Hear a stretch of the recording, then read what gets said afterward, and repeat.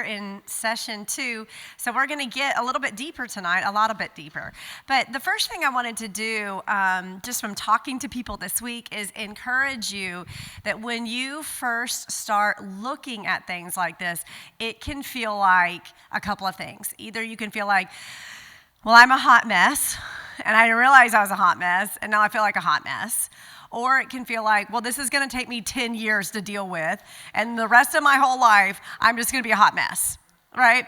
It can feel overwhelming, or it can start feeling like what you thought your childhood was, it wasn't, and now it's been flipped upside down, okay? All of that, I want to encourage you in this. This is not where you stay. This is part of the process, okay?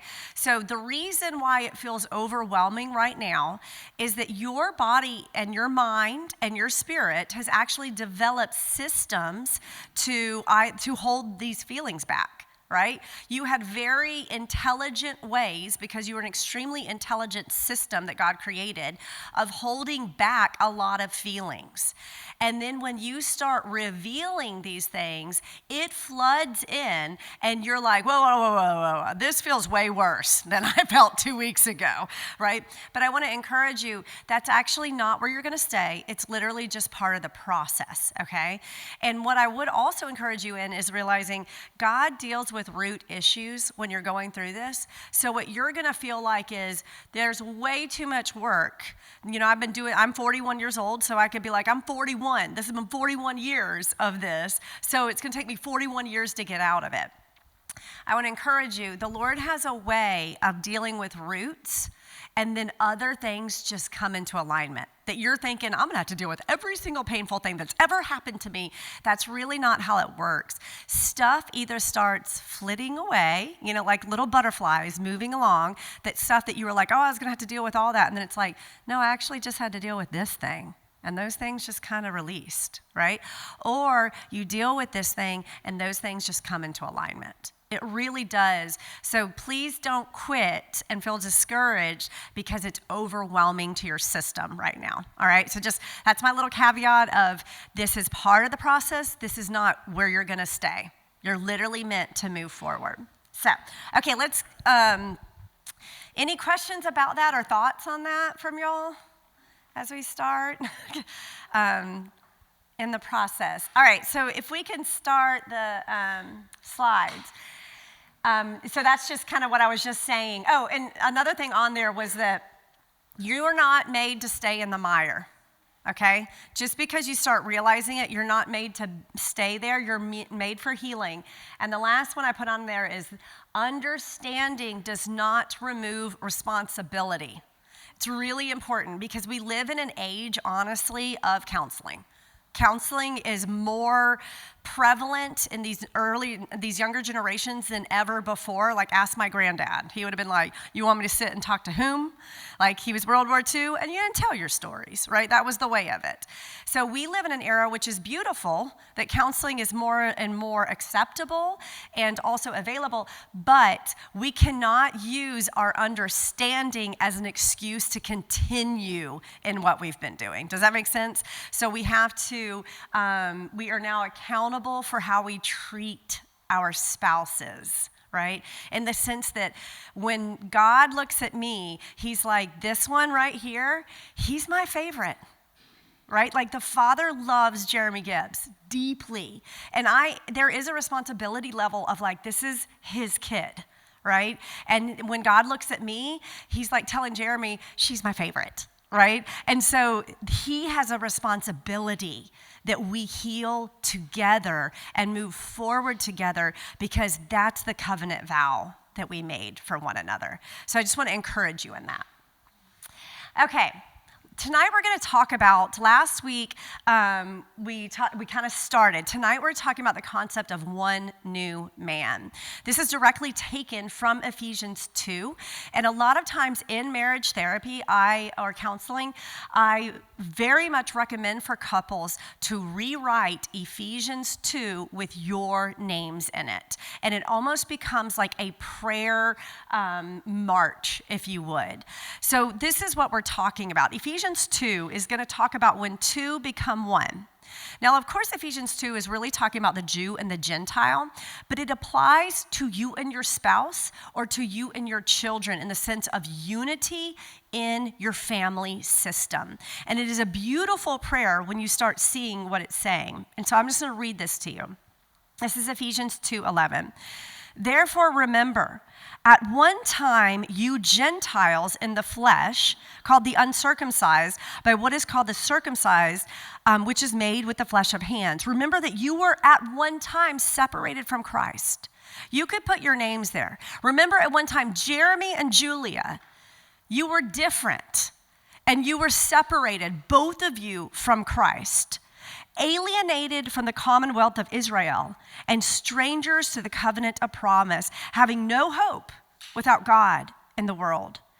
But now, okay, like Jeremy and I are both under the covenant promise of Jesus Christ. But now, in Christ Jesus, you who were once far off have been brought near by the blood of Christ. For he himself is our peace, who has made us both one. Do you see like how so much when you put your names in here as a married couple, you start going, whoa, he's our peace in the midst of our marriage. For he has broken down in his flesh the dividing wall of hostility by abolishing the law of commandments expressed in the ordinances, that he might create in himself one new man in the place of two, so making peace. When you are in deep struggle in your marriage, put your names in this.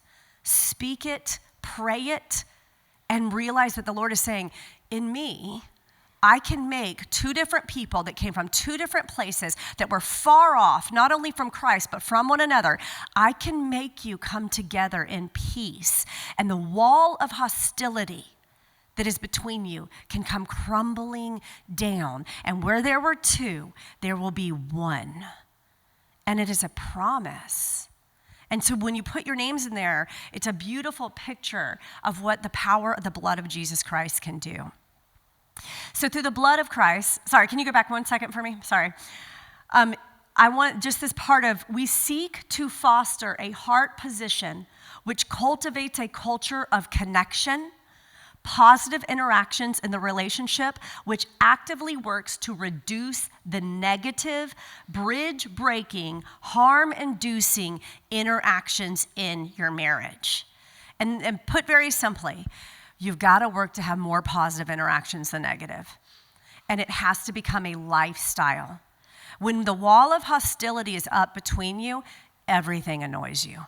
Everything drives you crazy. And your level of offense is like a raw, opened wound that can be at any time triggered with one another. And I'm going to tell you, in marriage, this is ebb and flow.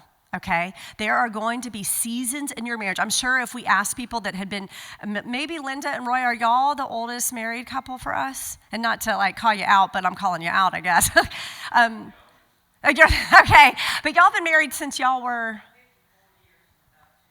Okay, anyone beating 54 years? 54 years going once. So can you attest that this is ebb and flow? That there were seasons of deep pain and seasons of deep connection? Okay, they're saying yes, right? So, okay, yes. Do you want to say anything about that? Yes. Oh, no. I'm just saying yes. Okay, in a little bit, Roy is going to tell us his deepest secrets. But, but that process is ebb and flow. And it is okay to realize that, and I want you to remember this, if you get to another hard part in marriage and you're like, we already worked on this. Why are we struggling again? Because forgiveness needed, right? Forgiveness already done does not negate forgiveness still needed. And what that means is healing already done does not negate that you're going to have to heal on deeper levels through your life, right? And that's the hardest part. And that's how sometimes you could be like, why am I going around this bend again? And the Lord's like, I'm so proud of you for going around this bend the first time, but now we're going deeper. It doesn't mean you didn't do your job. It means now you're mature enough to go deeper. And that is a beautiful picture instead of feeling defeated, okay? All right, we can keep going. To the next one. Okay, the wall of hostility is brought down as we partner with Christ to build trust that is solid. This is something that I just wanted to put it there at the very beginning. You cannot build if you're continuously breaking down trust. We see this a lot in marriage counseling where, for instance, a rupture will happen in the marriage that's pretty big, right? And the one who maybe caused the rupture will say, that was like 5 weeks ago, and he still doesn't trust me.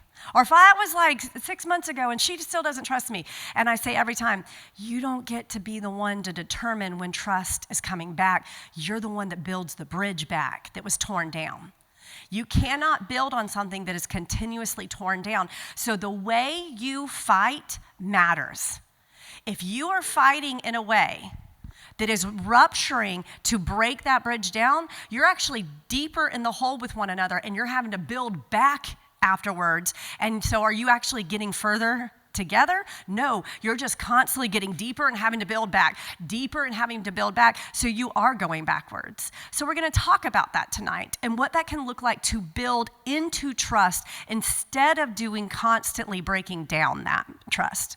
The other thing is creating a culture of honor, safety, and compassion.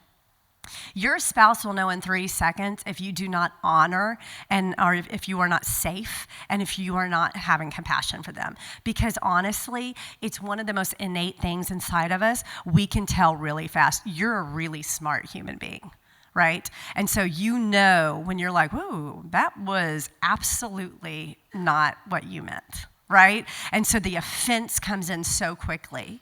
So if we create a culture of this, right? So if I come in and Jeremy comes in and I'm annoyed that day and I snap at him, if I have a culture of doing that to him, then he's going to snap right back and it's like, goo, goo, goo, goo, and then you're like ping-ponging off each other.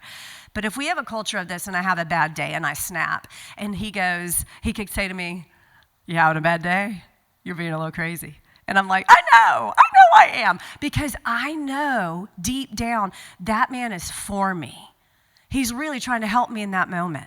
But if you have underlying lies about one another that's like, what are you really saying about me? What do you mean by that? You know what you mean by that. Do you see what I'm saying? Those underlying things will start tearing it down. So we have to have a culture of honor, a culture of safety and compassion in marriage. Reframing the positive perspective.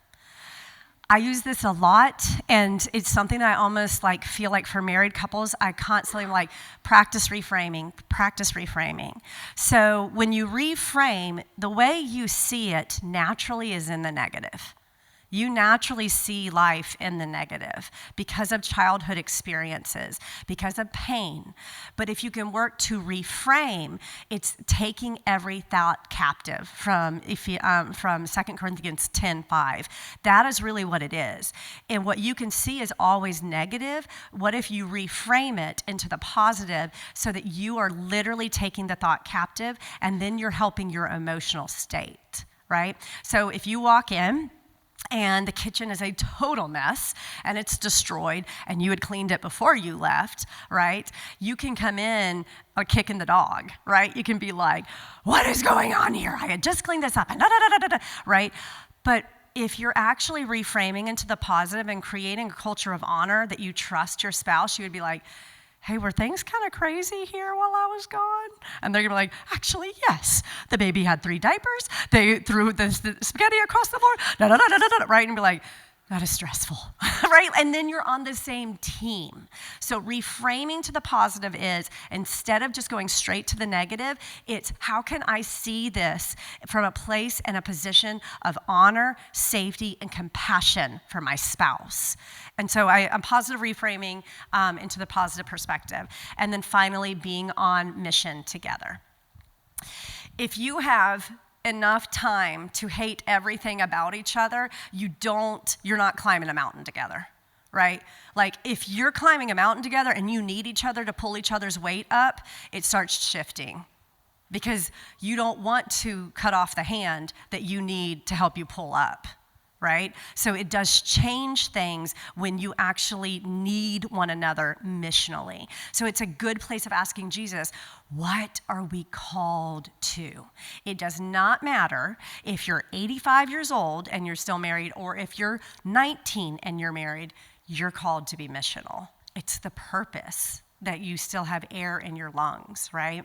So it's a good place. So let's talk a little bit about the 4 horsemen of the apocalypse. We're not talking about the book of Revelation today.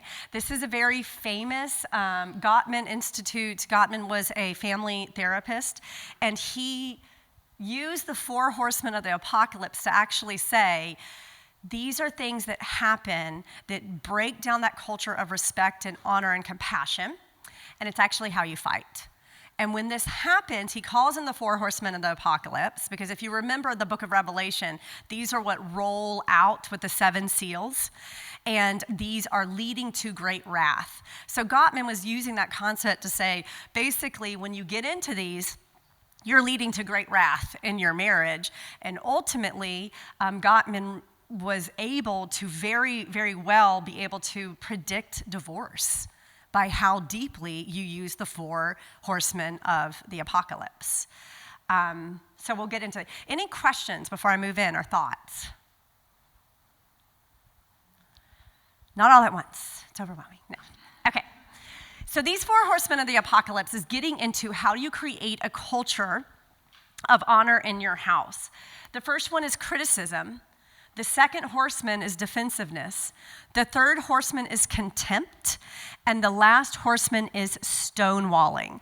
They are negative communication patterns that all of us use, y'all. Like, there's no one in this room, honestly, that hadn't used one of the horsemen, right? But once you recognize that's what you're using, you can start identifying it to shift how you're arguing with your spouse. Because you're gonna disagree, right? Jesus didn't say, you're gonna get married and you were never, ever gonna disagree, right? Like, that is not what's going down. But the part of it is rupture will happen.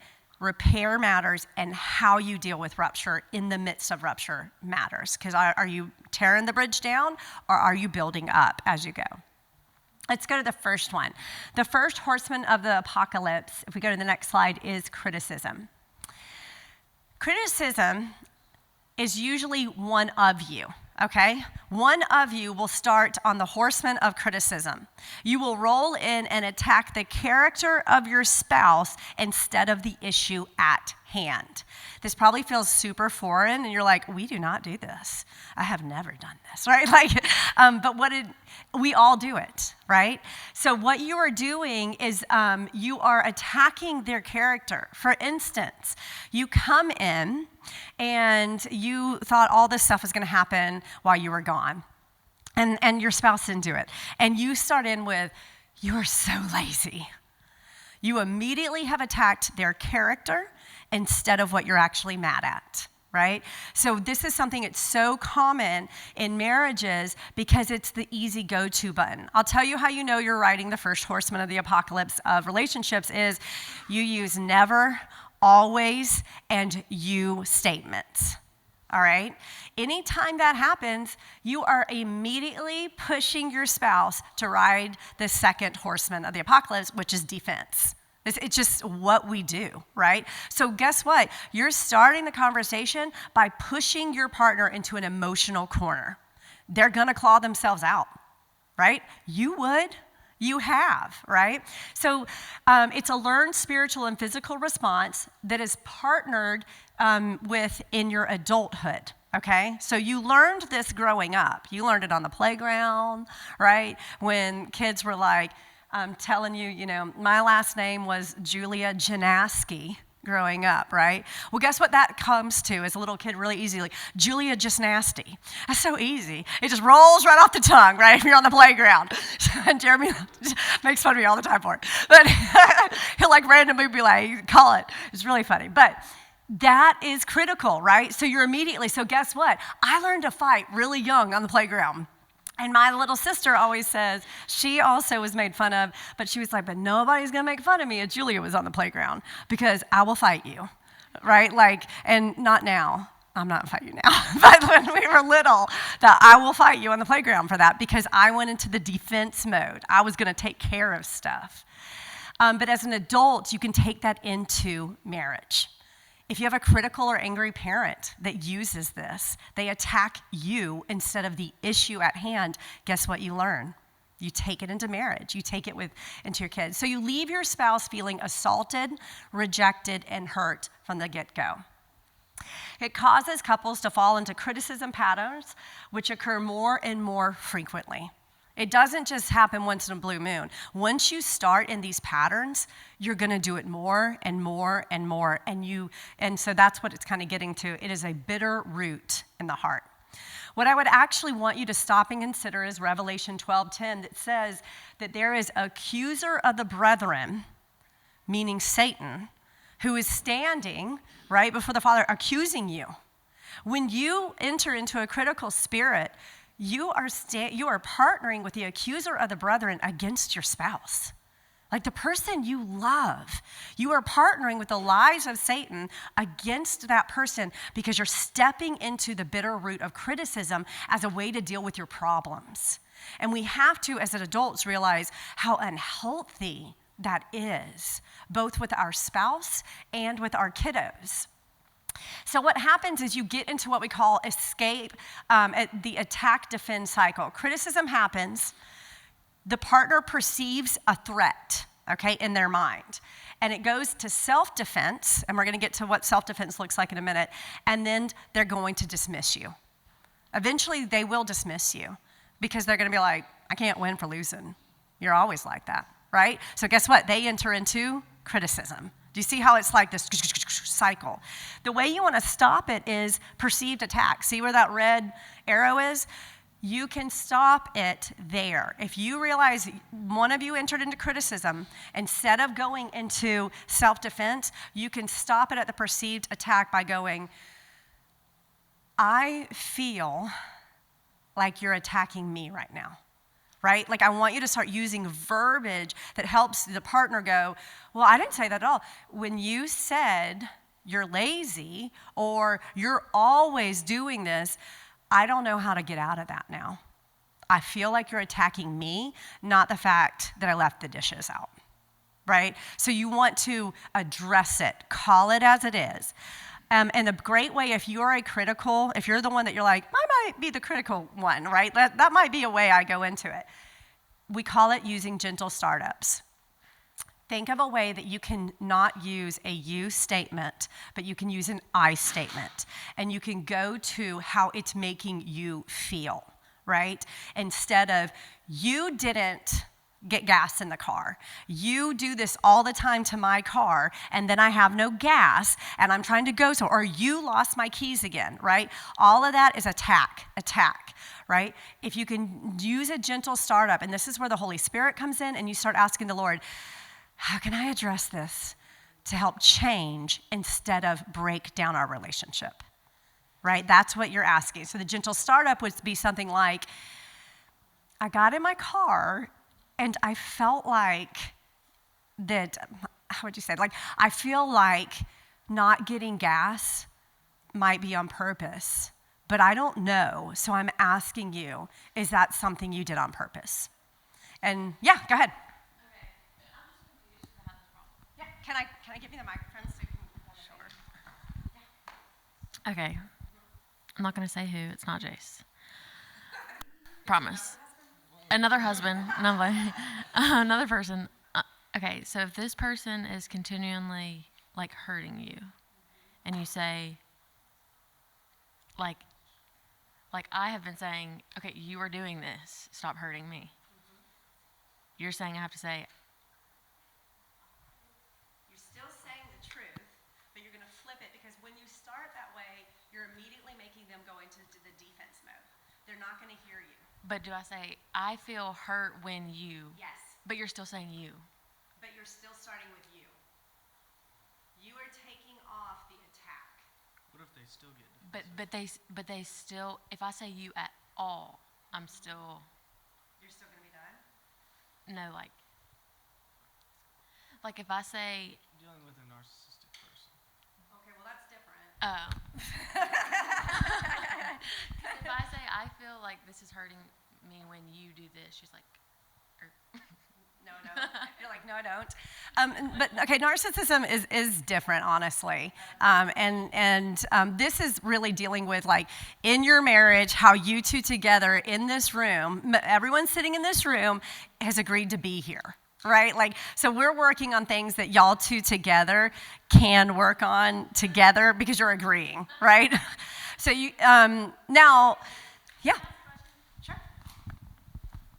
Can I turn this one on too so I can go? Okay, do you Yes. are you trying to say, like, this is what I think she's trying to say. When you leave the dishes in the sink, it makes me feel alone or hurts my feelings. Is that what you're trying to say? Like, is that bad because you put the word you in there? Or are you trying to explain something else? Because, like, you know how you described how using the word you? Mm-hmm. So I think that it depends on whether or not you're attacking their character directly. So, like, you never think about me and you always leave these dishes here versus it hurts my feelings when you leave the dishes because I feel like I'm doing everything alone. So they both still have the word you in them, but it's not an attack against their character. Okay. Yes. I don't know if that... Okay, well, you can still be strong. The key here, you actually said it, is attacking the character, not the issue. And so the gentle startup is just trying to, if you are in a cycle like this, like, you know, I always become critical, they become defensive, then you've got to get around that wall. And so if you start in with you, their spidey senses are like, here we go, right? Like, they're ready. And so what you're doing is using a gentle startup, but you're not attacking their character. Does that make sense?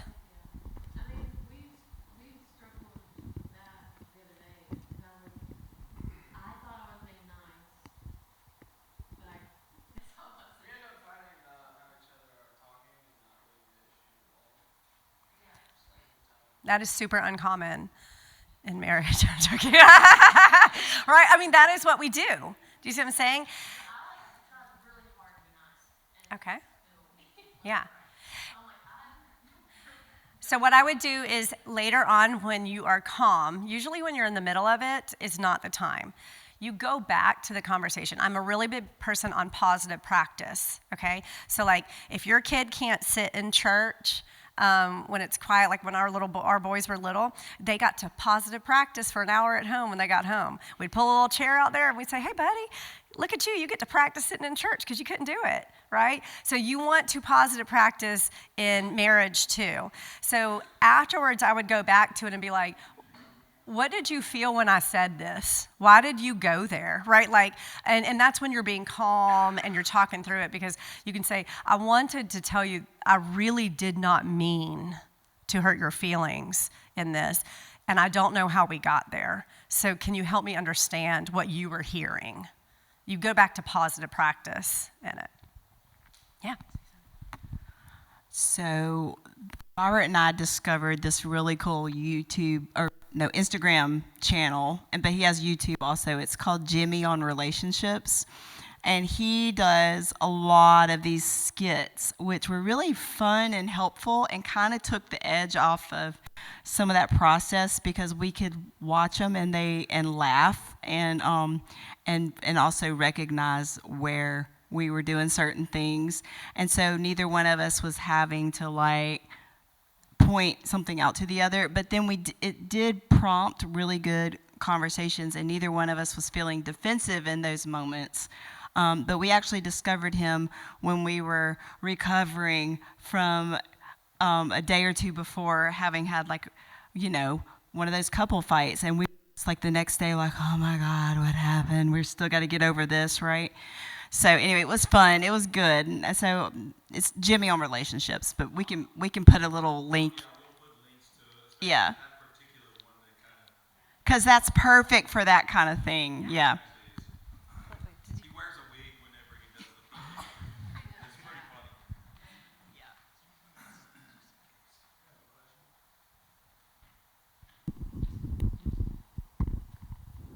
funny.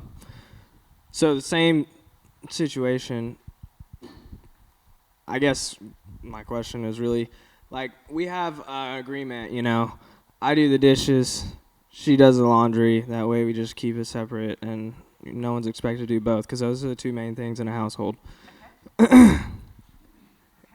For instance, not saying this is something specific that has happened, but wouldn't you say, before I go to her and be like, hey, why aren't you doing the laundry? There's a pile of clothes on the couch.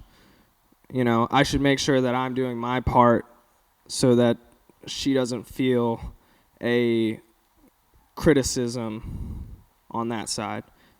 Because absolutely, right? Like that's always, we're checking our own spirit, right? Again, in front of the Father. I mean, like, am I upholding what I'm asking in the marriage, right? But also, I would flip your verbiage when you said, why didn't you do the laundry, right? I was just spitting it out, but.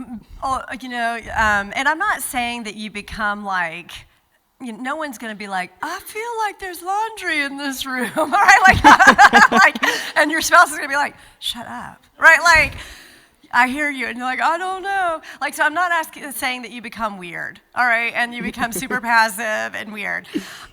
It's okay to be like, hey, it's not attacking the character, it's dealing with what the issue is. So if the laundry is the issue, you could be like, I would rephrase it into a positive of like, hey, I noticed that there is still a lot of laundry. Do you feel like you have time to get to that today? Or what's that look like for you? Because you can talk about the laundry. It's not that you have to dance around it. It's that you don't go in and be like, you are always leaving the laundry on the couch. Do you see the difference? What if you're the type of person, though, that, like, instead, since, you know, you've asked things and, like, it turned into an argument. So, like, instead of asking them, like, you do the dishes, and then, I mean, I'm just using this as a metaphor, per se, for everything. Right. You know, you did your dishes, and you see the laundry. Instead of going and being like, hey, can you do the laundry, you just do the laundry. But then there's no recognition of the fact that you did that, and then you get this built up, like, you know, and then you come back the next day, and there's a pile of laundry again. Mm-hmm. Okay, so what you're talking about is boundary setting also in here. Like, what I'm hearing in there would be a boundary set also, that it's okay to have accountability in marriage also. One is die to yourself constantly. It's the rule of marriage, right? To constantly be like, yep, I'm called to die. But both of you are called to die. Both of us are called to die in marriage, right? To ourselves. But the other part is it's okay to set healthy boundaries, meaning neither one of the people should become a doormat. There should be, and so that's what we're working on, is how do you create open, good conversation that creates movement forward in your marriage? Yeah. I think one thing that I've done before, which started off but I'm a very organized type person, and Colby and I don't live together, but he spends a lot of time at my house, and so it kind of started off as like a bad thing to begin with, like my tone. But it would be, can you help me? But then it actually becomes more graceful over time. So maybe it's something that you've agreed upon that one person does. And instead of just initially complaining, start doing their item, but say like, hey, can you help me? So it's like, oh, I'm actually volunteering to do like your item. But then you kind of like almost motivate the person to like get in there with you, you know? I don't know. That's worked for me in the past, Okay. but. Yeah. Krista, did you have some?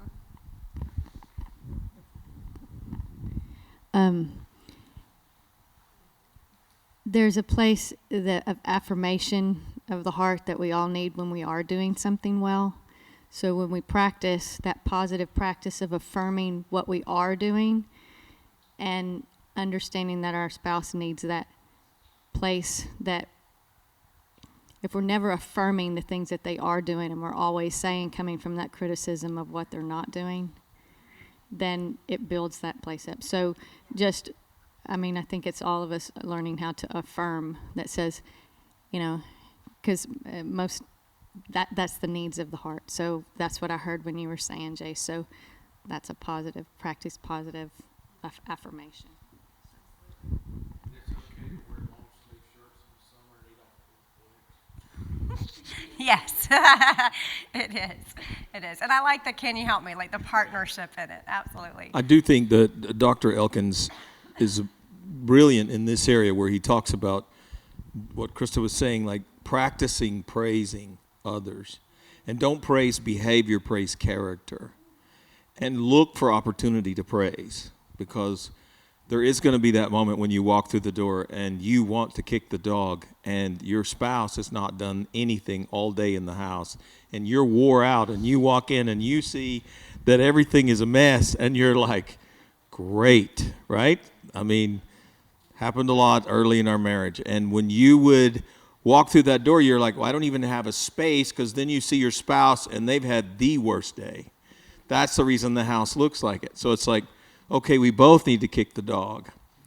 But the truth is, if you have been building the praise of character, then you have clout and you have investment in deposits into that account, that in that moment, your spouse and you, there's a give and a take that comes because of the investment before. Dr. Cole used to say, men, you have to put deposits in that bank account if you're going to withdraw on it. So, and that is so true. That is so true. And so when you walk in the house, accusation, I think you said it at the very beginning, like, wait, find out their day first before you start to criticize the house, or vice versa, you know. He's home today, he didn't do anything. Maybe you should ask what happened yesterday and why he's sitting on his laurels. So the reality is that sometimes he had a really rough day the day before. You know, you just have to ask, you know, and before you start down that road. And that sets it up. Now, if you're upset, like you said, time out. Trust me, I have made the mistake a million times. If you don't time out till your heart is in the right place, it don't matter. You'll manipulate that conversation. I feel like, you'll even use the verbiage to accuse. It's a heart issue. And so, anyway, I don't know if that helped. Absolutely. And the little caveat I would add to this, because it comes up so much in marriage counseling, is what we're talking about is so common. The everyday, what I would call janitorial issues of running your household can drive you bananas together. Jeremy and I, early on, we didn't have kids then, and we probably could not afford it. We got a maid so that we could stay married. Like, and she would come twice a month because it was the thing we would fight over all the time. And we were finally like, what can you scrounge together? I can scrounge this. Yeah, we're going to pay that for sure. We won't eat out if we can do that, right? Like, so, and we did grow up. We grew up. But it's also, I'm going to say this, for men and women, because I say it in marriage counseling all the time, if you have a stay-at-home spouse that stays with children and you work outside of the house, men come home exhausted from work. If your wife, I was a stay-at-home mom for 20 years, and I tell this all the time in counseling, sex starts at the front door. So for females, sex starts the moment that man walks in the door. For men, it does not start there, okay? They can start at any moment, all right? It's different how God created you. Women are an emotional connection. Sex is about emotional connections. So if you come in the door kicking the dog, and then that night, and I see it all the time in marriage counseling, they're like, but she never, and I'm like, how are you really fostering that outside of the bedroom? And they're like, what are you talking about? That has to be fostered for women. It really does. And so if that's a need in your marriage, I encourage you as a man to go, how can I help foster an atmosphere that's going to create the sex life that we need to have, okay? So it's just thinking about that, that starts at the front door. Any thoughts on that? Well, keep them to yourself. Next. The antidote to criticism, okay? I statements, I feel blank, I feel mad about the dishes, and my need and request is, I need you to help me, Okay? Like it's stating how you feel about it and then the need. We've got to get to the need. That's what Krista was talking about, of why. Use reframing and rethinking and asking the Lord to help you with gentle startups with your spouse that can heal instead of break down. Okay, we can go to the next one. If you use the first horseman, you are inevitably bringing into the room the second horseman, which is defensiveness. This is self-protection through righteous indignation. Okay, so both of these are bad positions to go into. You play the victim, and the blame game starts. Well, you do this and this and this, and that's naturally what's going to come out of criticism. Right? So, and it's this selfish righteous indignation position. The antidote, accept responsibility. If you are on the defense often, your spouse needs you to accept responsibility and hear them, right? Your spouse needs to be heard. Own and embrace your spouse's thoughts, feelings, and opinions. It doesn't mean they're right, okay? It doesn't mean like you go, well, you're right and I'm always wrong. I'm talking about owning what you are doing in the situation. Taking that godly position of, you're right, like this is my responsibility and I'm really sorry that I made you feel that way. That goes a long way in breaking that down. How did I play a role in the event? And how can I view this from my spouse's perspective? That's huge. Instead of viewing it just from you, can you see it from his or her side? Can you see where they're coming at this? Then you come into the conversation and verbalize your part. And then the other question is, when you're in defensiveness, you're actually protecting yourself from vulnerability. So you must ask yourself, if you use that one a lot, like it's always someone else's issue, like if you're at work and it's like, well, it wasn't me, man, it was da-da-da. Or, well, I wouldn't have done that if so-and-so didn't do this. You're actually learned this to protect from being vulnerable. So the question is, why?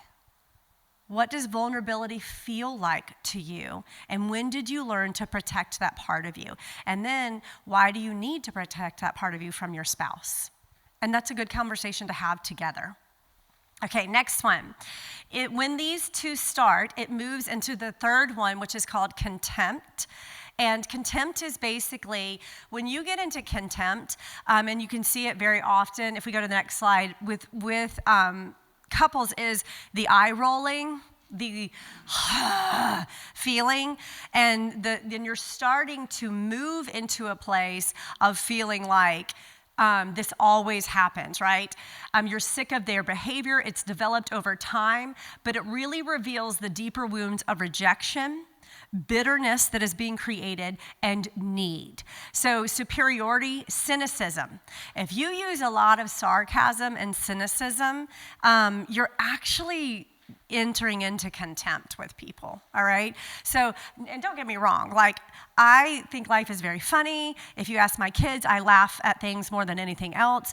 But I also developed when I was younger, I can make fun of people really fast, meaning my sisters, right? And my mom was like, what created that in you? How come you can see the one thing so fast it's gonna make everyone in the room laugh at that person? And I'm like, I don't know. Because it's funny, right? But really, it was a cynicism that I had entered into.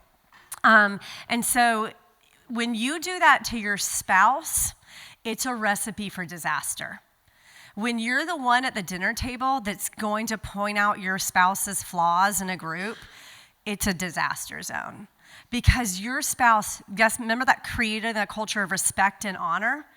Your spouse might laugh at that table. They're not really later on, right? So, and all of you knows can feel, I think, how that is, right? When you're like, I cannot believe you've said that here, right? Like, that hurt. And so you don't want to get into that position. The antidote is respect, honor, and humility. Having humility in your marriage is huge, of stepping in and seeing that place so that you can come back together. Okay, the last one that you get into is stonewalling. the fourth apocalypse. And Gottman actually said that when you get into stonewalling, when he would do marriage therapy and they were in stonewalling, the probability, he would say, of divorce is skyrocketing. Because we would say in Christianity, your heart is turning to stone, right? You are going cold against this person. And so at stonewalling, you really don't fight anymore. At this point, you don't even care. Like, you're just done. I don't know if you've seen this before, but emotional shutdown, withdrawal, disapproval, separation, and distancing of the heart has occurred. The listener avoids and pulls away from conversation due to repeated use of the other three horsemen in arguments. I don't know, and I don't care. Or, I'm done. I can't even do this with you. Those are stonewalling. You're not willing to walk through it. Now, this is different from saying in a heated moment, we don't need to discuss this anymore. Like, I'm going to say things I don't mean. I need to break, and we will come back to this. I'm talking about a lifestyle almost of this positioning, all right, when this is the position of your house now. Men are more likely than women to use stonewalling. Not that women can't use it, okay? Because a lot of you are, I don't know if you've seen the Nate Gorgalski or whatever his name is, the funny comedian, and he tells you that the Sixth Sense movie, he said, I never knew the Sixth Sense movie was actually all about being married. And you're like, what? And he says, the whole time, spoiler alert, the guy's dead, and I just thought his wife was mad at him, and so she didn't talk to him for 20 years, right? I think it's a really funny little bit that he does. But so you might be thinking, women really use stonewalling. Stonewalling is not just, are you mad at me? Fine, right? When you're like, oh, the wrath is coming, the storm is brewing, she's not fine. That's not what we're talking about. We're really talking about a place where you're just done. Like, you literally don't care about your spouse anymore. You're so hurt and you're so shut down that your heart is now becoming a wall. So, antidote, set time for breaks and calm down if you're using criticism and defense or contempt. Reconnect, pray and engage again at agreed upon times, but realize if you're entering into that stonewalling, that position of the heart where you just don't even care anymore, it really is a place that I hope the Holy Spirit can awaken you to go, this is not good. This is dangerous for your marriage to enter into where your heart grows cold against your spouse. Any questions about those before we move on? Okay. So those are just ways to really think about not fighting in those ways, not engaging in those ways, if you would. This is what you've been doing this week in the How We Love workbooks. So I hope that you had time to take the quiz, or if not, go through the book and see what you were. These are the insecure love styles. They call them your love styles, but they really are your insecure love styles, okay? Unless you're operating in the secure connector, these are love styles that were developed out of childhood pain or other woundings, okay? They're not really the ones that were like, yes, right? I'm so glad I have these. These are ones that we're going, yep, that's me. I can work on that, okay? Was anyone totally shocked at their love style, their insecure love style? Did anyone was like, I cannot believe that's me? Or did everyone kind of take it and go, yes, I can see that? Did it feel like you knew what you were looking at? Okay, yeah. Yeah. Okay, let's keep going. The first one is the avoider, and it is avoidant attachment. Remember last week we talked about avoidant attachment.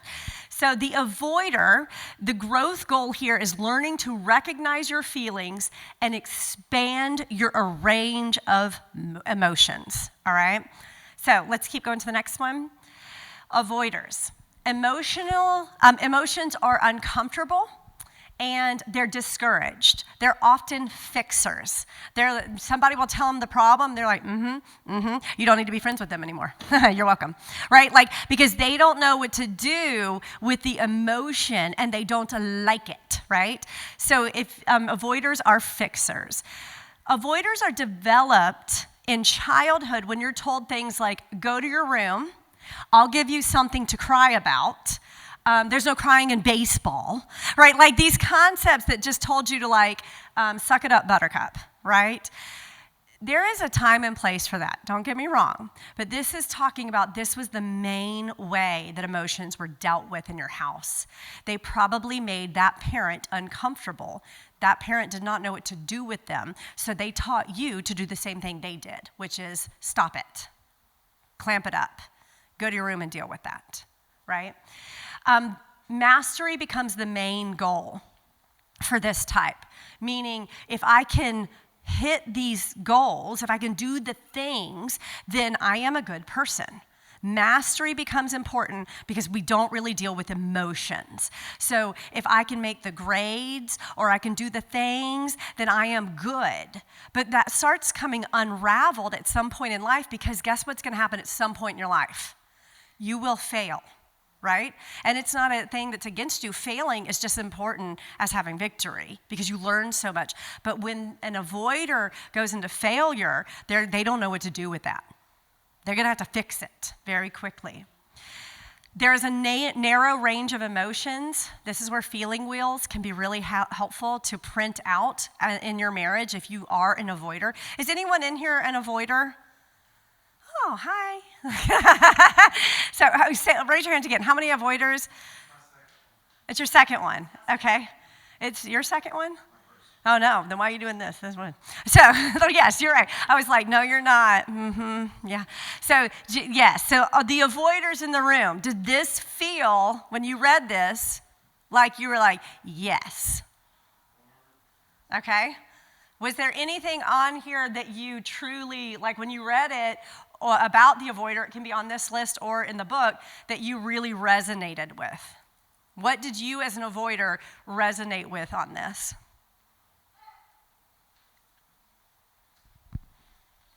You can say one. You're avoiding it, okay.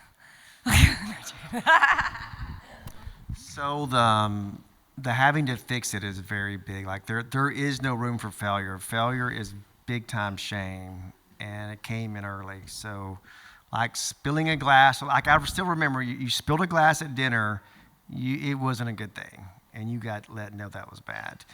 And then I had an abusive teacher situation, so I just learned that you don't mess up, and you may even be trying to do good, but you will still fail. So never ever fail, or you get taken to the hall and beat and left and embarrassed and shamed in front of the class. So I resonate well, and I've had to work to come out of that. Okay, it's okay to mess up. You can't do everything perfect. And then I will really quick want to go to fix it. Fix Joanna's emotions, fix whatever's wrong, fix the kids, which has absolutely backfired and been terrible. Yeah, absolutely. Anyone else on being an avoider? If you want to avoid it, I get it. You don't have to. Okay, what you got? Probably the most is can be extroverted and introverted. Because I'm like super extroverted, and like going and doing stuff with my friends is really a big stress reliever, but also going to the gym and putting my headphones in and getting deep into my thoughts is a stress reliever at the same time. Yeah, absolutely. So, and then the emotional side of it too, like detaching from emotions, yes, like a robot. So, because that feels safer to an avoider. It feels more in control, and it feels safer. absolutely. Yeah. In a minute, we're going to get to the pleasers, and we're going to have a lot of people talking because they're going to want to please me as the teacher, right? The one I wanted to kind of point out at the bottom is they detach emotions from the body, okay, when you're an avoider. Avoiders can struggle in sexual relationships because physical touch, and remember, females and males can be avoiders, right? So if you're a female and you're a avoider and you get into a marriage relationship, it can actually affect your sexual relationship because you have detached from that. And that can feel like invasive. okay? Because you're so detached from it. And then same thing for males, but more often in males, you actually see a flipping for an avoider, okay? And let's say you come from a household that maybe was kind of and please, we're having such great grace for our parents when we talk about this, because y'all, my kids also could probably go through their list and figure out what they are, and so I'm not saying like we're my own parents, right? Like I love them. So we're not talking bad about our parents when we talk about this stuff. But let's say you grew up in a household where it was a sit in your room household, right? And then you found something like porn.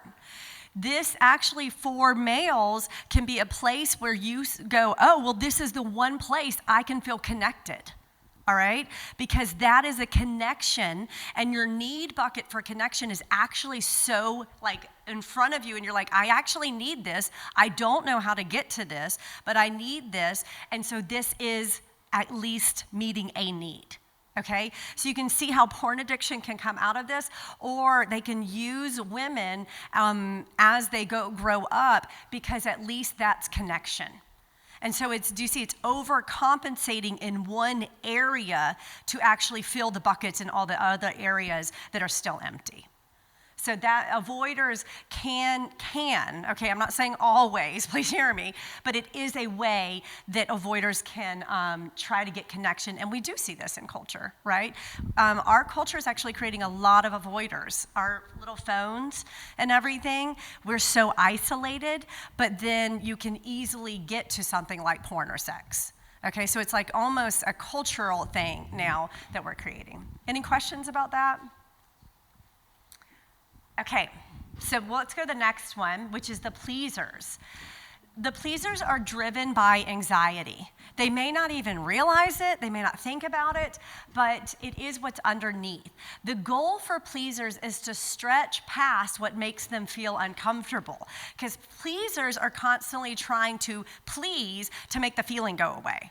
Just like avoiders are constantly trying to avoid to make the feeling go away, all right? So it's really the same issue, but it's different ways of dealing with it. Also remember, these are spectrums, meaning you could be on the spectrum of this, right? It doesn't mean everyone's gonna look the same. Okay, next slide for the pleaser. Pleasers' primary emotion that they're dealing with underneath is anxiety. They can be they come from overly protective or angry, critical parents growing up. Pleaser children do everything they can to be good, to avoid troubling their reactive or anxious parent. They did not actually receive comfort. Rather, they spend their energy comforting other people. They learned in fight, flight, or freeze, which is your defense mechanism, right, that comes in. They learned to do the fourth one, which is called caretaker. All right, so there's fight, flight, or freeze, or caretaker. And caretakers, when their fight, flight, or freeze response comes in, they're gonna be the ones that run in. They'll make really good firefighters. They're good police officers, nurses, right? Because their defense mechanism is, I'm going in, I'm gonna take care of people.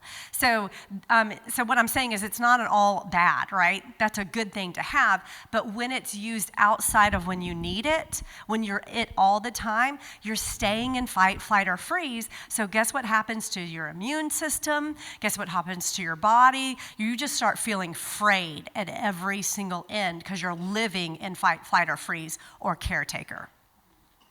Hypervigilant to the moods of others. They are going to be, they don't even realize they're doing it. They're hypervigilant to, are you mad? Are you doing okay? Like, how are you feeling today? Right? Because they have learned that that's part of their deal, is that they should take care of everyone, right? And eventually, they become resentful, but rarely know how to express their own emotion because they've been spending so much time of their lives focused on everyone else in the room, right? That's how they've dealt with it was, I know my leg's broken, but can I help you with your leg? How's your leg doing, right? And everyone's like, yeah, your leg's broken, right? But they don't realize it because they're focusing on everyone else in the room. They are the people that cannot say no. Right? When we're in counseling, I talk to people very often that come from the pleaser that I'm like, how much did Jesus say no in Scripture? Just go to the New Testament and start reading it. Figure out how much he said no all the time. They're like, Jesus, will you come over here? No. Jesus, will you do this? No, right? Because he was literally saying no so that other people could come in and do the job also. But pleasers don't know that boundary. They often lack personal boundaries because they're so used to saying yes to feed anything you need that they don't know how to say no for their own personal boundary. And they do not like conflict. So they're going to, like the avoider wants to fix it, they're going to also be a fixer, but they're fixing it through caretaker. So any pleasers in here or that identify with pleasers, okay? Okay? Yeah, all right. Do we have people that identify with avoidance and pleasers? Yes, not uncommon, right? Not uncommon that you're like, I'm that one too, wait, I'm that one. Yes, because you learn a system, right, for different times. So both of those can be true because the avoider is still dealing with anxiety, but you just don't want to deal with it. And the pleaser is still dealing with anxiety, you're just engaging, right? Any thoughts from pleasers? Anything that you resonated with or from a pleaser? Yes. I really resonated with the hypervigilant part and just emotionally monitoring, and so much unconsciously that I have noticed I can be in a room full of people that I don't hardly even know, and I am focusing on that person's discomfort. Yeah, it's crazy. We went to church last weekend and we were sitting up a little bit so I could see people right below me, and I'm like, they're fighting. Oh, she's pulling away. Oh, she's trying to talk to her. And then I'm like, oh yeah, oh, he's preaching. Don't do that. She's already mad. Okay. Like, I mean, because I'm reading the whole room of all the people, right? And I'm having to focus myself. Not my problem, not my circus, not my monkeys, right? Like, you got to pull away from that when you can read all of that. And so I say all the time to myself, just because you can hear the radio station doesn't mean every song for you. You got to turn it off, right? Be able to turn this off. Because I do want to tell you, if you're on the pleaser side, pleasers very often come up with things like autoimmune issues because they're exhausted. You don't realize that your system is made by God that we co-regulate constantly. You're co-regulating in this room right now off of your nervous systems and everyone else's nervous system. But if you don't realize you can't turn that radio station off, guess what? You're exhausted. It's like your phone that's dinging to find the satellite. What happens to the battery? Drains all the way down. So if you're emotionally dinging off of everyone all the time, like, how you doing, you okay? How you doing, you okay? Your immune system just starts going because you're living in fight, flight, or freeze, or caretaker, right? So ways that, as a counselor, if you come in and tell me, I get a lot of sleep, I'm never feeling like I sleep. I'm always tired. Oh, that's interesting. Yeah, I can't, I find that I'm always feeling like I need to do something, but I can't figure out quite what to do. Well, that's interesting. I've got a lot of health stuff going on, but I can't figure out what it is. When you start doing this, I'm immediately going to go, we're living in fight, flight, or freeze. Of course, I'm first going to say, go see a doctor, because I am not a doctor, right? But when you come back and it's all of these things all together, I'm going, I think we're living in fight, flight, or freeze response, and we need to bring it down. We need to bring it down, because what happens is your body learns it, and then it becomes your normal. And then you live there, and you don't know why you're so reactive instead of responsive to people. Okay, next one. So after pleasers, you have the vacillator. This comes from anxious attachment as well, okay? So the pleaser is from anxious attachment, and the vacillator is also anxious attachment. Vacillators, the parent was sporadically available.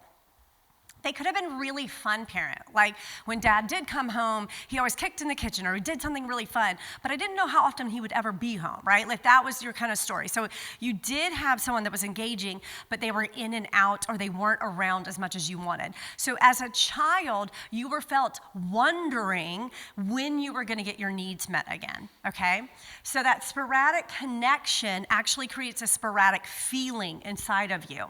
Longing for connection is high, but unsatisfied because the child ultimately becomes angry that they cannot get what they need, and that moves into adulthood. The dating or the honeymoon period is the vacillator's favorite. Yeah?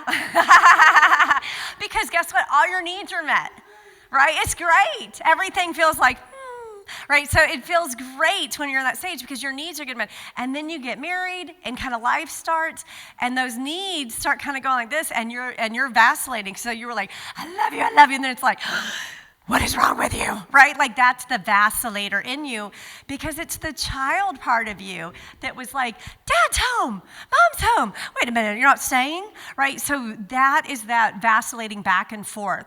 All or nothing mentality very often is attached to a vacillator. You either love me or you don't like me at all, right? So that's a vacillator. Use very strong words. They have big emotions very often, and they easily move from what we call love-hate. They flip-flop. That is the vacillating part of it. Can vacillate over situations, conversations, because there is a constant state of wanting and waiting. So they become hypersensitive to relationships and meaning, much like the pleaser. They are actually watching, because anxious attachment is the person that's constantly going to be like, are we okay? Do you feel okay? We're okay, right? Like, I'm okay. You seem kind of mad at me. That's anxious because you're trying to constantly make sure you're okay. You are looking for an outside person to validate your internal state of security. So the vacillator is constantly pinging to find that as well. They are a push-pull. I want you, but I don't want you because they want the need met, but then they're afraid of what that could mean. They're keenly aware of closeness and distance. Vacillator is going to know in 3 seconds if something's wrong or if you're pulling away. They are going to know very quickly. So to an avoidant person, right, like if you're a vacillator made it to an avoidant, the avoidant's going to be like, you're driving me bananas. Stop asking me how I feel, right? Like I told you last week, Jeremy would say, tell me the feeling, I will say it. I will say the feeling. Just say, you want me to feel this? I will say it to you, and then you will be happy, right? And so I would be like, that's not how it works, right? So that's kind of that keen awareness of closeness and distance. And then it's helpful to remember the antidote for anger is grief. The vacillator actually has to deal with why they're vacillating. They have to grieve those parts of childhood. And that's true for every one of these. The antidote to anger is grief. If you do not allow grief to come up and out, it is going to become the bitter root of anger. Any questions about vacillators? Yeah. Oops, sorry. So I tested as a vacillator, but that is not me at all. Okay. And I am avoidant attachment. Yeah. So I did really relate with the first one, obviously. Yeah. But I guess, I'm a avoidant and he's a vacillator. Mm-hmm. And just trying to get through, like what you were just explaining, like the emotions and me just not shutting down. Mm-hmm. Like it's helpful to know, like for him, probably grief is a great way to, because he does have a lot of things that he hasn't gotten to go through in his mind yet from his childhood. But on my part, I don't necessarily remember what was the helpful thing for the avoidant in strife, and particularly when married to a vacillator. Avoidants need to recognize emotions, and you need to stretch the range of emotion. And I honestly really recommend printing off what they call the feelings wheel. Okay. And starting to look at it, because acknowledgement is the first step of being able to have that mindfulness to go, I am feeling, and the feeling, it kind of feels silly when you're first doing it, but it's so helpful to put verbiage. Okay. Right? So, and he needs you to give him verbiage. Yes, yes. Right? Because, and that will help steady the vacillating part of him. Because then he doesn't feel like you're pulling away. The other thing, if you're a vacillator married to an avoidant, is even watching spatial body language, okay? So if you're a vacillator, you're gonna wanna be like talking real close, because the closeness makes you feel security. But if he's avoidant or she's avoidant, she's actually reading, you're suffocating me. Yes. Okay, you gotta back out. So the helpful part of this is realizing even spatially, it's good to use communication to go, I'm gonna sit here while we talk. Does that make you feel okay? And because honestly, you want to learn your spouse. And once you start creating that this is safe while we talk, the more he gets safe as an avoidant and he starts healing, you're gonna find you don't have to use those things later on in life, because these places are healed and you'll learn this, and then he's not threatened by my closeness.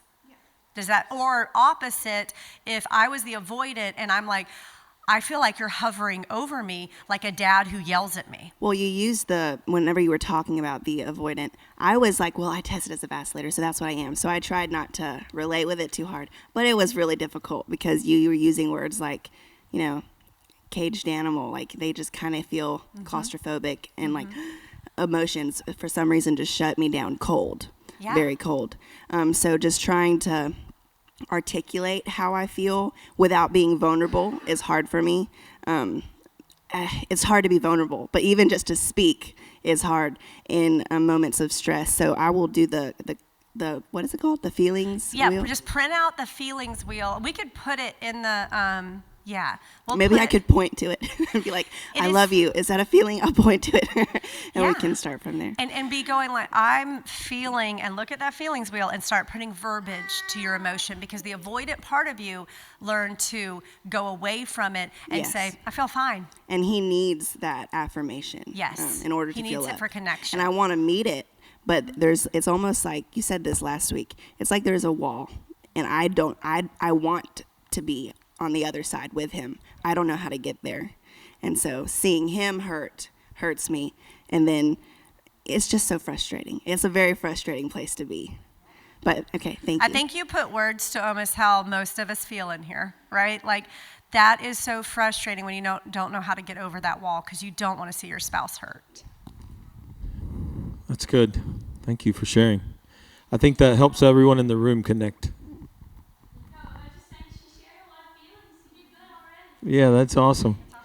We'll get the emotion, the feelings wheel out, and we'll even print it out here. But you can also Google it, and there are so many good ones on Google, and you can pick the one you like. There's one that you can start with a general on the outside feeling, and there'll be like 6 of them, and then one of them has like 50 smaller ones going to the center of the wheel. And for those of us who don't have any, we have maybe 3 major emotions and we don't know any of the others, that wheel's going to make you have a little bit of anxiety. But just so you know, as you learn to connect words with how you're feeling, like she said, you're going to start to grow in understanding all the emotions that are in you as a avoider. So anyway, right? Absolutely. And Joanna just pointed out at the end of your book is actually a really good, it's called Soul Words. And those are good ones to look through too, for examining and using to explain how you feel. Those are good ones. Okay, and then finally, the next one, if we go to the next slide, is the chaotic. This is disorganized attachment, okay? The chaotic was really usually, more than likely, born out of abuse of some level in childhood, okay? So I want you to think out, when you think about the chaotic, you were raised in chaos of some type, all right? The abuse is chaotic to the spirit. And so you repeat chaos in different ways because of childhood pain, All right, so let's look at these two. The first one is controller. By the way, there's two of them in chaotic, and they seem like polar opposites, but they're actually dealing with the same problem. All right, the controller. Fight response becomes dominant. Remember your fight, flight, or freeze? The fight response became dominant because of what you experienced, because of trauma in childhood. No one is ever going to control me, hurt me, or shame me again. This is the fight response of the controller. Childhood was fine, but I turned out okay. I dealt with my stuff, right? And then the controller will often have very little compassion for their children because they'll be like, you think that was bad? You should have seen what happened to me when I grew up, right? This big, like, pick yourself up and deal with it, I did, right? That is that protection that's been put forward. I saw Craig laughing because it's really a common that men, sadly, women can be controllers too, but you'll see this a lot, and it was very, very common, I would say, in earlier generations. It was more common, okay, in earlier generations of men. Childhood, no sympathy for what happened or the child that they once were. This is a big one. They can't have sympathy for that little kid self part of them, right? Because it's just like, it's not even there. They've detached from how that felt completely. A controller, I was reading about in a session where the therapist was talking to a controller saying like, your dad did that at 9 years old? Yeah, he beat me until I was bleeding on the floor, and that was just normal. What do you feel? I got over it. It's no big deal. Totally detached from it happening. And then the therapist said, go outside. I want you to go out into the lobby and get a drink of water. And there's a kid that's coming in next. I just want you to walk by him. And he did that, got water, and came back in, and he said, how old do you think that kid is? And he said, I don't know, 8 or 9 years old. And he goes, he's the same age you were.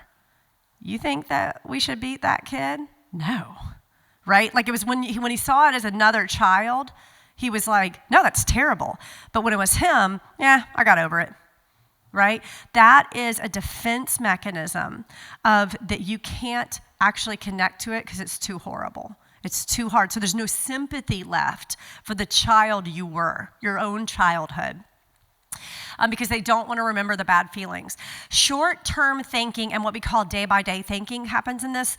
I was explaining to this, like, when people get, for instance, let's say they get a $500 from the government, right? Like they get a check-in, and they needed to pay a bunch of bills.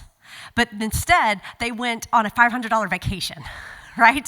And they're like, woohoo! If you've ever seen like sitcoms talk about this a lot, right? And then they're like, but now we have no pay. And you're thinking, why would you do that? The controller's brain actually can't see down the road. It's a day-by-day thinking that is created because they were a day-by-day survivor. And so they actually didn't create those long-term problem-solving skills that would have if I do this, then this is going to happen. And then, right, you're a multiple-step thinker at that point. But controllers have shut that part down because they couldn't think about living there for another year. Does that make sense? So it actually shortens that ability or stunts that ability. They have no concept of creating trust. Honestly, a controller can beat you up on Friday and not figure out why Saturday morning you're not fine, right? Like, I got over it. Why aren't you getting over it? And they have no concept of creating safety patterns. For instance, you'll see a husband coming into marital counseling and that beats his wife up or just gets close to it, right? And he'll say things like, I haven't done that in like 3 weeks, right? And she's like, what? I haven't done it in 3 weeks. Why are you still bringing this up? Because they don't have a pattern of safety. Does that make sense? That controller brain is not connecting. Not beating your wife up for 3 weeks doesn't mean you didn't beat your wife up 3 weeks ago, right? To them, it's way in the past. And they want you to live like that. It can be mild, moderate, extreme, okay? You can have controllers that are mild, that are your bosses. right? I was actually reading this week of like controller pastors, that they're not beating people up, right? But they control every single element in there. And when it doesn't happen, they're angry. Have you met bosses like that? So what I'm telling you is it doesn't mean they go home and beat people every day. That's on the spectrum of the controller, all right? And they're angry, cut off their ability to feel, to mourn, and to grieve. They don't have that empathizing ability left. They've cut that down. It can come back, but you have to remember we are historical creatures. This develops over time. They appear rough and hard, but they are extremely sensitive and easily hurt. Because if the wife says something wrong, or if it's the wife that's the controller and the husband says something wrong, she goes off the handle. So they act like they're rough and tough, but they're actually very little kid inside, and they're easily offended, and they fly off the handle very quickly. And then they create chaos because it feels like home. They will actually create it. Because if things are feeling okay for a minute, they'll come in and literally try to figure out a situation to create chaos. Because suddenly, they don't even consciously realize it. They feel better because they're like, guess what comes after the chaos in a chaotic home? There is an understandable calm that will come that they got used to. So if they don't know why they're feeling weird, I'm going to create the storm because then I'm controlling it. And then when the storm goes, I know that they will be like, because after maybe mom or dad beat me, they would come apologize later. And that felt more like, okay, now I know what's going to happen after this. And they can be dominating at church, work, or friends. So this is the controller. The next one that's on it's still chaotic, is called the victim. So often controllers and victims end up in marriage together. You see this. The victim's fight, freeze, or detachment was the fight, flight, or freeze response to the trauma. So instead of doing that, they went to flight, where the controller went to fight, okay? So they would flight, or they would freeze, or they would detach. That was the way they dealt with the abuse or the trauma growing up. So when you're used to that pattern, controllers make sense to you. Controllers feel actually like home. They're going to cause me to move into freeze or into flight or total detachment from the chaos going around me. They have low self-worth, low boundary setting, and they actually do not know how to use their personal voice. They often feel unsafe, they often feel lost, and they feel often invisible in the world. Victims attract predators or controllers. There's many reasons on this. The spiritual aspect is your spirit is so victimized, you're actually sending out and partnering with that part. And so the predator spirit, the controller, is going to go, yes, right? They're like drawn to that part of you. They're constantly on guard, waiting for the other shoe to drop. They can never feel just like things are okay. They're like, but what's next? This is very, very common if you grew up in chaos or some kind of abuse. You're constantly waiting for, yeah, but what else is going to happen? They can use Christian ideals to continue the victimization because honestly, victimization is what they know. You will meet people who will be, so far into a controller-victim relationship, but they will still say things like, I want to be careful with this because it is true that God can do a miraculous work. But if it's a woman in abuse, I will tell her every time, yes, God can do a miraculous work, but not with you in the house. He can do it with him alone, and then y'all can deal with it. Because you're not supposed to stay and get beat up, okay? So I'm not talking about divorce, I'm not advocating divorce, but I'm saying, but it's not with you staying as the punching bag, right? So the victim has to realize her own voice, and yes, God can work a miracle in this, but you don't stay for 20 years waiting for a miracle of God. That is Christian, that's using Christian ideals to actually stay in your victim state. All right, and I'm being very careful about that because I'm trying not to just like make doctrine on that, but we can't, and I do meet people very often that are saying, well, I can't leave, and it's like, you don't stay if you're being hurt, right? And it doesn't mean you're going for a divorce. It means, yes, God can mean a miracle, but not while you're in that house with those children. Your job is to protect your kids too. And addictions become very common because it makes the pain go away. It's the way to detach in this.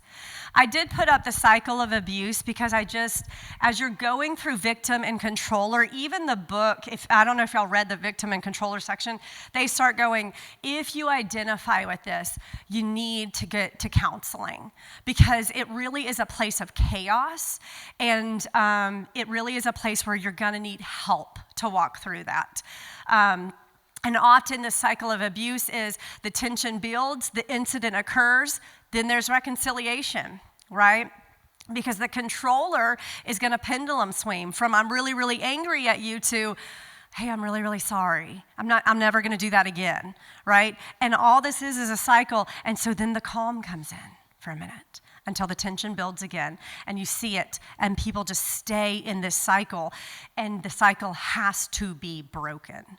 So that's the controller victim of the how we love styles, but those are your disorganized attachment style, if you remember that from last week. Any questions about that or thoughts about those?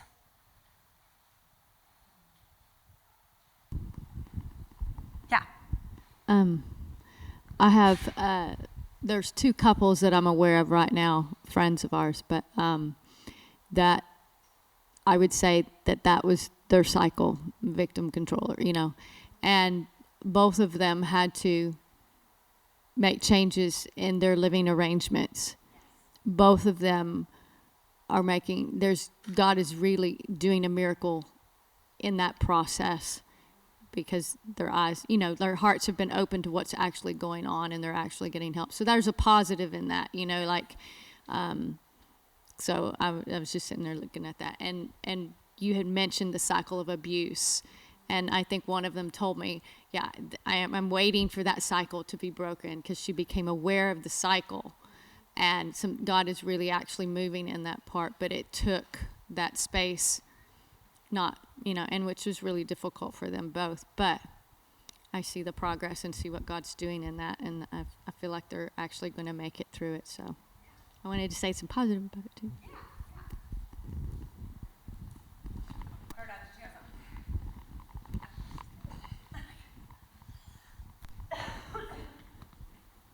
Feel like Merv Griffin.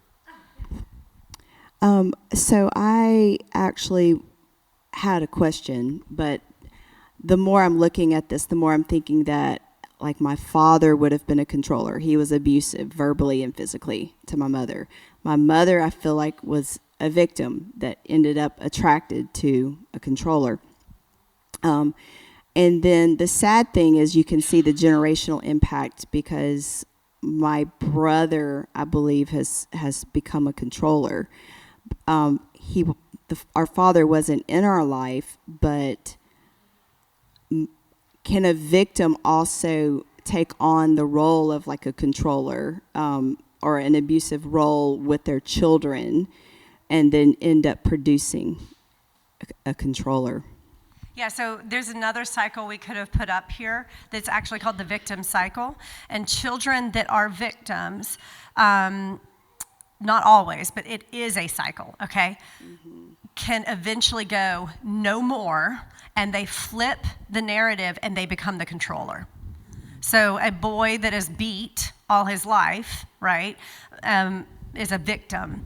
And then he goes, no way, no one else is hurting me. And so he becomes a controller in the response to being a victim, right? And so we see that very often. It does not have to be,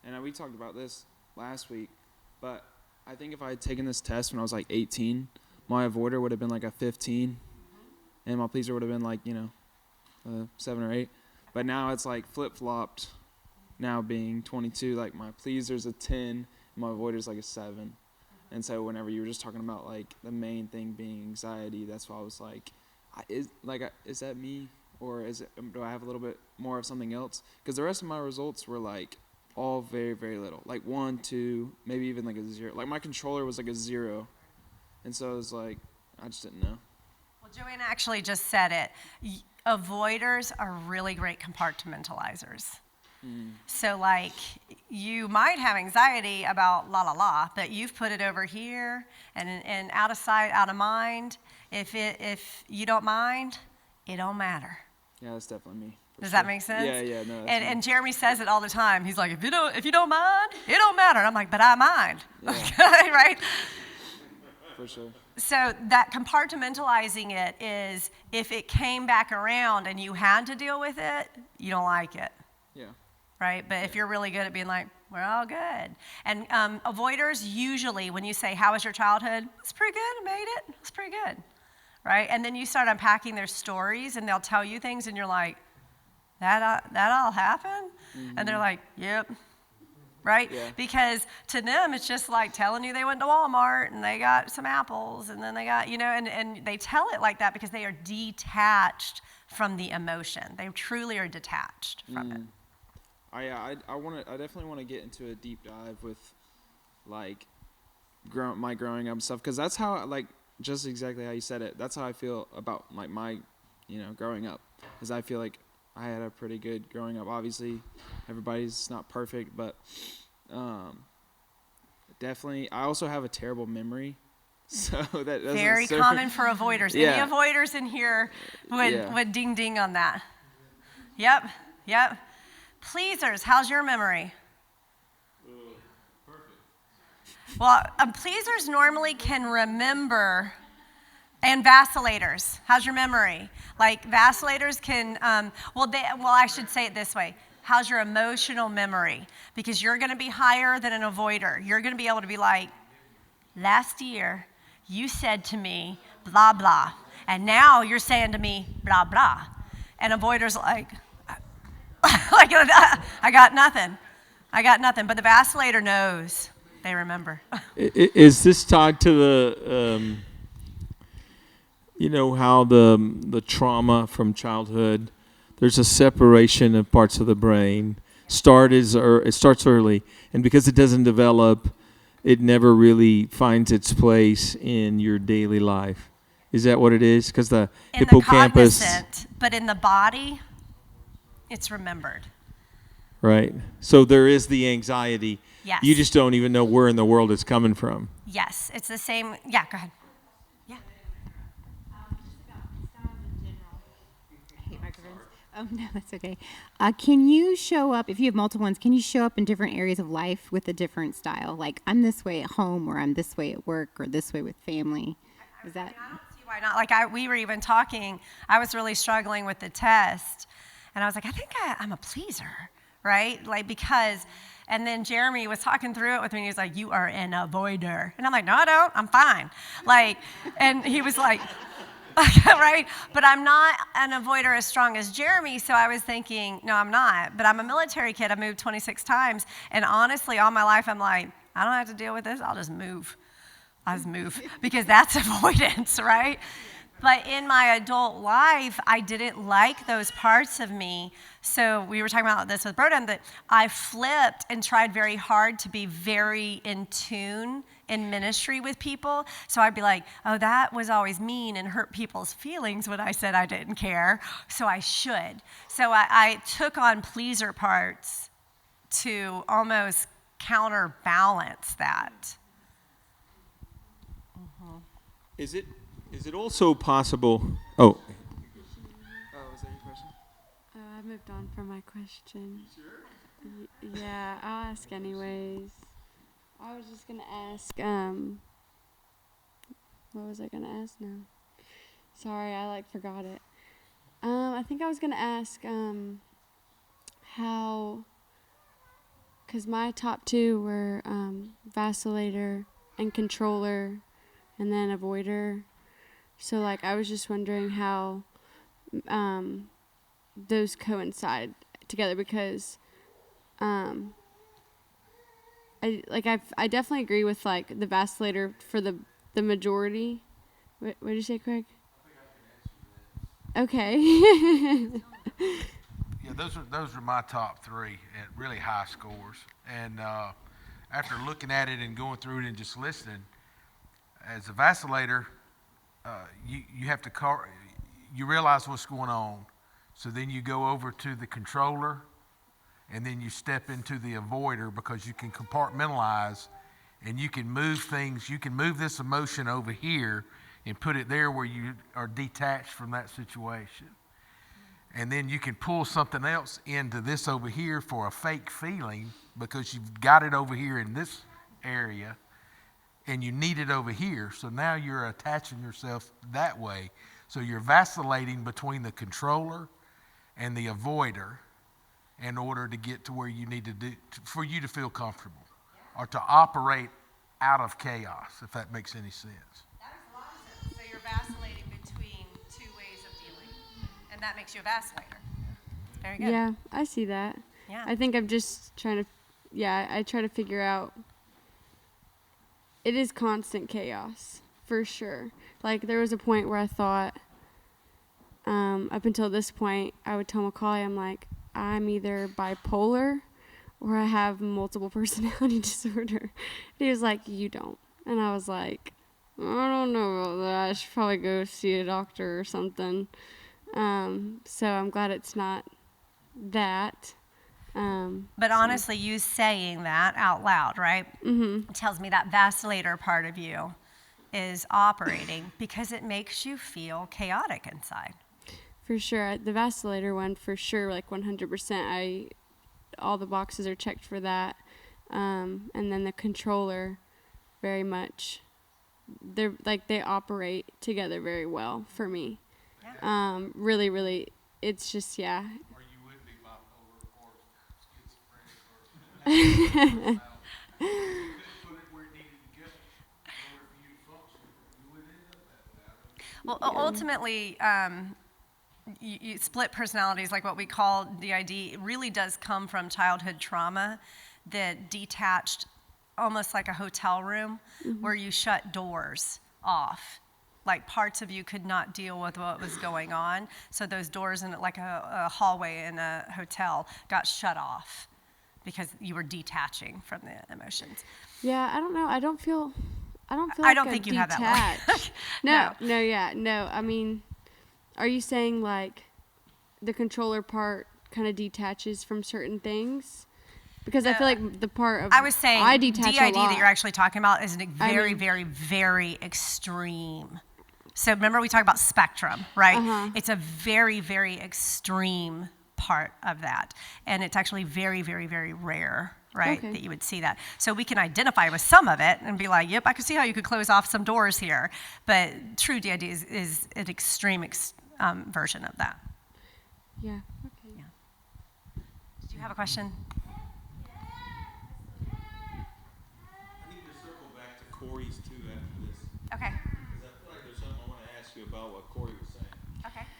Lily, I think we might have the same question. I just am a slow processor, apparently. But I tested really high for controller, and that really freaked me out because it's horrible. When I read it, I was like, man, I don't want to be this. But I do come from an abusive family that are predominantly, they're controllers. So I guess I walked in on you. I think you were talking about you could be a controller, but not at the level of where you are abusing children, or like you don't have. Yeah, controlling can be on a spectrum. I mean, Okay. you meet controlling people all the time. They're not beating people up, Yeah. right? They're just controlling because that's safe. Well, it kind of validates my avoidant because it's his emotions. I can't control them, so they kind of just freak me out. Thank you. So I guess what my question was, can you be both? And I think Lily just asked this. And can they have a relationship with each other? Because it does seem like that does fuel a lot of my, I shut down when I feel out of control, I just completely shut down until I can regain control or until he has control. I'm uncomfortable with the chaos and the. So that's what you got to deal with is the need that you just talked about was ultimately you shut down when it feels unsafe. Yes. So there is part of you that still feels unsafe. Yes. So that's where you got to go with Jesus. Process it with Jesus of, Father, where does that come from that I still feel ultimately there's a part of me that feels unsafe? And that's where you start unpacking that. Thank you. Yeah. So, Milan says in the book that the one person that pushes your button the greatest is the one that you love the most and you're bonded with the most. And like you said in Ephesians, the two become one. There's really nobody else that pushes that button. So, and Milan was saying that because this is a childhood thing, that this makes you refer back to that. So, that's his assessment in there in the book. As it relates to what Corey was saying, is it possible that what we're really talking about is that the deeper the wound, the deeper the hurt, the deeper the trauma, the raw instinct of what you learned as a child comes out. But then there's seasons in my life where I've picked up other things. As a pastor, pleaser really comes out. When before I was a pastor, I don't remember being that way, right? But all you got to have is a group of people that are mad at you for a little while and hate the church. And you're like, great, don't want that to happen again. So then you become the pleaser because you're like, wow, what a trauma. So if trauma as an adult, you can pick up things along the way. But what we're really talking about, I don't know if the two actually, you know what I'm saying? Like, and maybe when we test and we have like 3 or 2, maybe one is something that's developed in our marriage and the other one is from our childhood, right? Or maybe it developed as an adult from something horrible that happened as an adult. So I don't know. I mean, because it's not part of your character, of your person, this is how you've coped emotionally with the lack of love or the trauma or the, right? So this is not who you are. This is just your mechanism that has developed, right? So some of us in here, it's almost like I feel like in this moment, this is the reason why I was saying that. I feel like everybody's like, it almost like personalized into, I'm this. And you're like, no, that's not what you are. You're not a controller. Yeah. This is, so. There is you must separate or divorce, if you would, your identity from the behaviors. Your identity is who you are in Christ, your authentic self that the Father wants you to be, right? Or created you to be, actually. The behaviors are learned defense mechanisms due to pain and wounding. And so the beauty of that is, this is not who you are. Honestly, I can 100% believe, if we're talking about an extreme, a controller who beats his wife, that is not who he is. He was not meant for that. It's what he became out of extreme pain. So the beauty of that is you can heal and move to the next slide, which is the last one, the secure connector. And the secure connector is what we're all moving towards, right? I feel like we can say it together. Secure connector is what we're moving towards, right? Like, we're going there, y'all. You're not here to just be like, well, I'm going to go home and feel terrible because of this. It's going, oh, this helps me understand so that I can move to the secure connector who is comfortable, balanced, giving and receiving in the relationship. Both of us in the marriage need to move to secure connecting. They describe strength and weaknesses in themselves and others without idealizing and devaluing what you are and what your spouse is, right? They're good at self-reflection.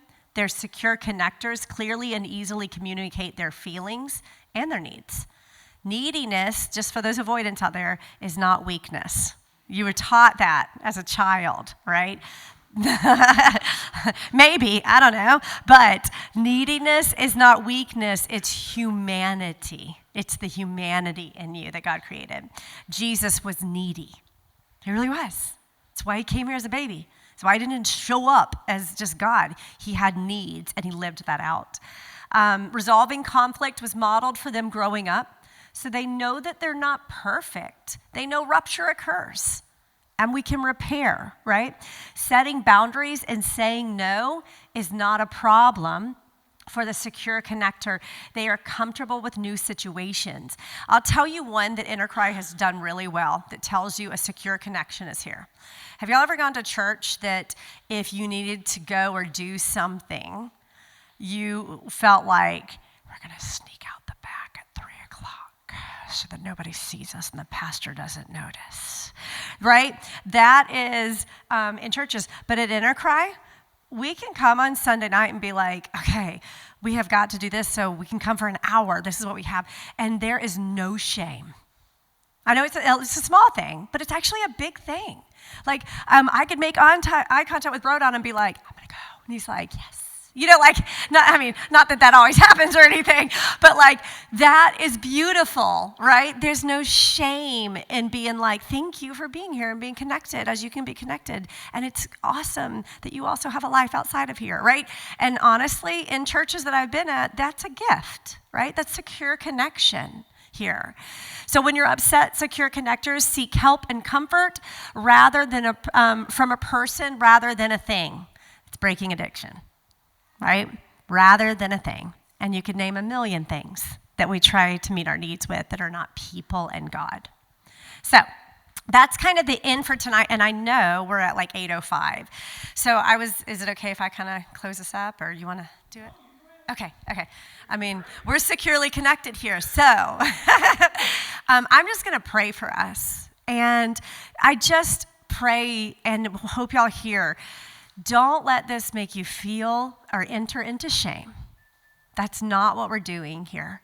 We're actually going, everybody in here is here for the same reason. We all need a Savior, and we need healing from our wounds. And so that puts us all in here together, not here to point at one another. So let's pray. Lord Jesus, God, one, I thank you for the gift of neediness.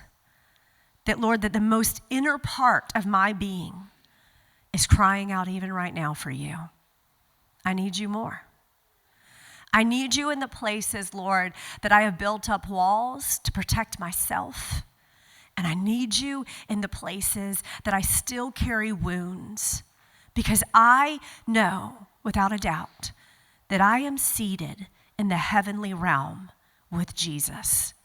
That is my identity. Beyond anything that is spoken or anything that I feel or anything that I have experienced in this life, I submit to that truth right now. Lord, I am asking that you come, and Lord, you come into our homes, and Isaiah 61 is coming, where you set the prisoners free. That, Lord, I already believe that we have the blood of Jesus Christ over us, but I believe that right now, even in this, you were inviting us into a deeper place where you were saying, come with me, and I will show you healing beyond what you ever thought was possible.